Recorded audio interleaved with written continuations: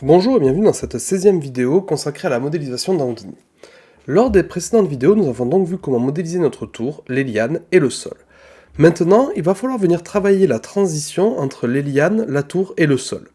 Pour ce faire, on va utiliser une technique assez simple qui consiste à placer des cailloux en fait tout autour de notre tour. Pourquoi on va placer des cailloux? Tout simplement parce que ça se passe comme ça dans la nature, quand vous avez des cailloux, des gravats, des rochers, etc.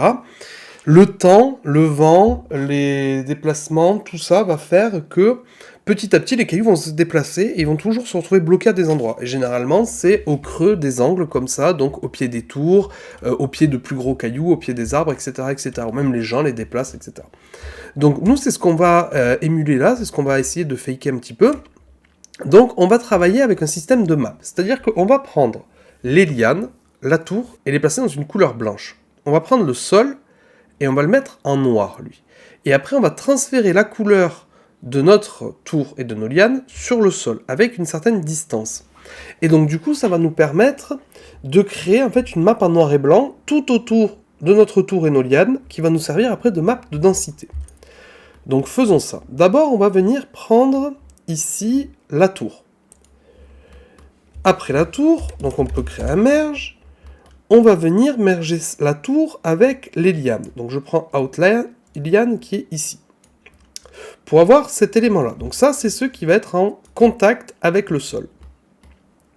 Si jamais vous avez des lignes comme ça de diagonale qui vous dérangent, il y a moyen dans Houdini tout simplement de venir faire des coudes, c'est d'appuyer sur Alt et de cliquer sur la ligne.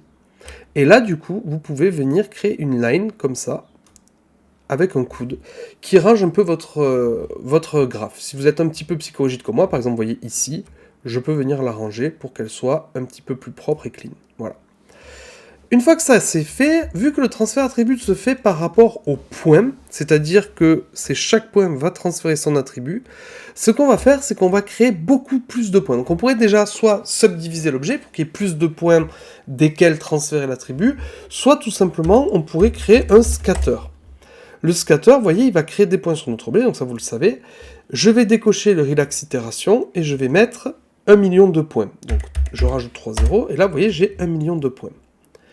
Et vous voyez qu'en fait les points, selon là où ils se créent, ils prennent les attributs de couleur, de p-scale s'il y a du p-scale, de normal, etc. de l'objet sur lequel ils sont créés. Donc nous tout ça, ça va pas nous intéresser pour l'instant, mais retenez quand même cette information. Ensuite, ce que je vais faire, c'est que je vais du coup donner une couleur à ces points. Donc je vais mettre en couleur blanc. Donc tous les points maintenant sont blancs. Mais si vous regardez le géométrie spreadsheet, vous voyez bien que j'ai la couleur, mais comme je vous disais, ils prennent toutes les informations. L'information U, l'information p-scale, les UV même, parce qu'il y avait des UV qui ont été créés lors du polywire, etc., etc. Donc il y a tous ces attributs-là, mais on a la couleur. Donc ça, c'est le plus important. Ensuite, je vais aller chercher le ground, qui est ici. Et le ground, comme je vous disais, nous allons le mettre en couleur noire. Donc là, encore une fois, si vous voulez être un peu plus clean, vous pouvez venir mettre une petite line comme ça pour que le graphe soit un peu plus rangé. Donc là, j'ai mis une couleur noire. Là, j'ai mis une couleur blanche. Et il y a quelque chose dont j'aimerais vous parler dans le scatter, c'est ce petit bouton Relax Itération. Vous voyez qu'à chaque fois que je crée un scatter, je le décoche, parce que par défaut, il est coché. Pourquoi est-ce que je le décoche? Tout simplement parce que par défaut, il rend le calcul extrêmement lent. Le Relax Itération, en fait, il essaye que tous les points aient exactement la même distance les uns des autres. Ce qui implique des calculs mathématiques supplémentaires pour Houdini. Ce qui implique du coup plus de temps pour évaluer le node dans sa globalité. Donc si par exemple je le coche, regardez le temps qu'il met. Là, j'ai pas le contrôle, et là, ça y est, je récupère le contrôle. Donc, si vous faites un clic molette sur le nœud, vous pouvez voir qu'il a mis 3 secondes et 57 millièmes pour calculer ce nœud.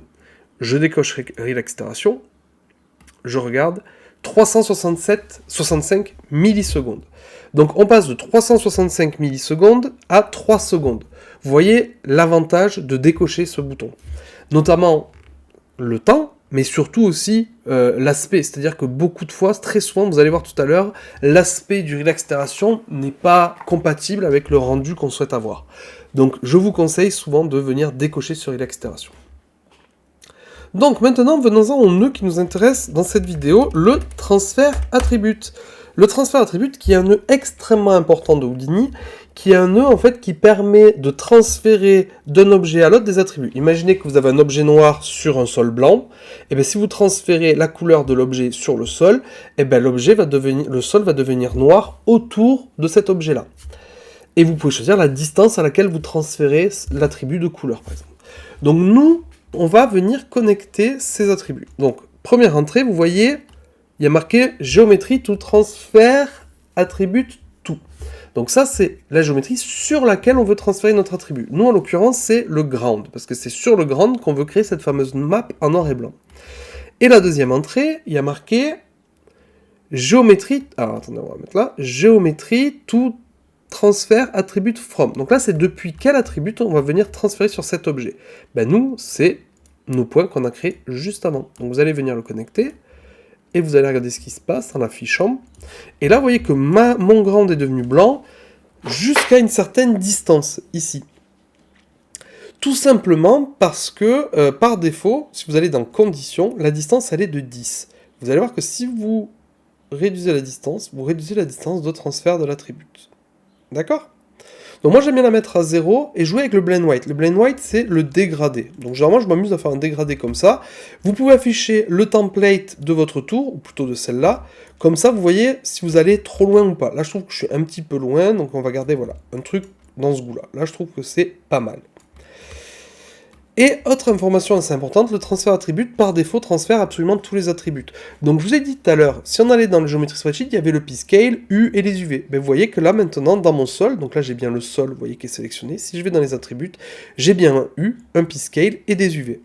Ben, en fait, ça vient du fait que par défaut, le transfert attribut transfère absolument tous les attributs. Donc là, il m'a mis un P-Scale, il m'a mis des UV, il m'a mis un U sur notre ground. Alors que moi, je ne voulais transférer que la color. Ben en fait, ici, dans Attributes, vous avez les 4 listes. Par défaut, il y a Primitive et Point qui sont cochés. Nous, ici, vous voyez bien qu'on est en Point, on n'est pas en Primitive. Primitive, c'est celui-là. Donc, on va décocher Primitive. Donc, comme on est en Point, on va lui dire quel attribut on veut. Nous, on veut que la couleur. La couleur, c'est C majuscule, D minuscule. Vous voyez ici, c'est comme ça qu'on écrit Color. Donc, je choisis la couleur et j'appuie sur Entrée. Et vous voyez que du coup, il ne transfère plus les autres. Je n'ai plus le U, je n'ai plus le P-Scale, je n'ai plus les UV. Et donc maintenant, si je retourne dans ma vue, j'ai bien ma map comme je le voulais. Et donc maintenant, on va créer des points uniquement sur cette map en créant un scatter. Je prends un scatter, je le crée, et là vous voyez qu'il me crée des points absolument partout, parce que par défaut, je ne suis pas à mode densité. Donc je vais cocher ce fameux mode densité, ici. Il me met un triangle rouge, c'est normal, il me dit, bah écoute, tu n'as pas d'attribut de densité, donc je ne peux pas créer mes points sur l'attribut densité. Certes, mais on a un attribut color, donc vous pouvez utiliser l'attribut color comme densité.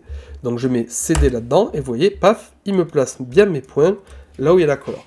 Et là, vous voyez très bien le deuxième problème du relax itération, la répartition.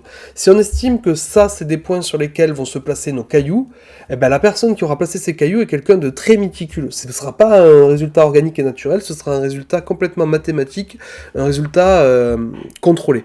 Nous, on veut un résultat chaotique, donc du coup, vous décochez relax itération, et là, vous voyez, vous avez bien quelque chose de beaucoup plus naturel, où on sent que ça a été placé de manière aléatoire.